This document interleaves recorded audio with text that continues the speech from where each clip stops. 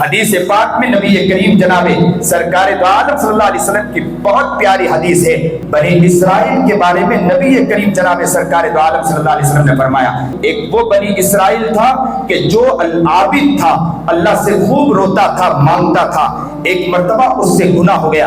حدیث میں آتا ہے کہ جس سے گناہ ہو جائے تو گناہ ہونے کی وجہ سے اللہ تعالیٰ کوئی نہ کوئی اعمال اس کے اندر سے سلب کر لیتے ہیں، کوئی نہ کوئی نیکی اس کے اندر سے سلب کر لیتے ہیں۔ تو وہ کہتے ہیں کہ بنی اسرائیل وہ یہ کہنے لگا، عابد تھا، اس سے کوئی گناہ ہو گیا، کئی دن کے بعد اس نے اللہ سے مخاطب ہوا اور اللہ سے کہنے لگا، اللہ مجھ سے گناہ تو ہو گئے لیکن اس گناہ کے بعد ابھی تک آپ نے میری پکڑ نہیں کی۔ اللہ تعالیٰ نے فرمایا کہ تیری پکڑ ہو چکی ہے۔ تو کہا کہ کہاں پکڑ ہو چکی ہے؟ کہا کہ تو تہجد پڑھتا تھا؟ تو کہا کہ تہجد پڑھتا تھا۔ کہا اب بھی پڑھتا ہے؟ تو کہا میں اب بھی پڑھتا ہوں۔ تو کہا کہ تہجد میں تو روتا تھا؟ تو کہا میں روتا تھا۔ کیا تو اب بھی روتا ہے؟ تو سوچنے کے بعد کہا کہ میں ابھی روتا نہیں ہوں۔ تو اللہ فرما رہا ہے کہ کوئی انسان اگر گناہ کر لیتا ہے تو اللہ کوئی نہ کوئی اعمال، کبھی کبھی رونا بھی چھین لیتے ہیں، آنسو کو بھی چھین لیا کرتے ہیں۔ تو ہمیں اس بات کو سمجھنے کی ضرورت ہے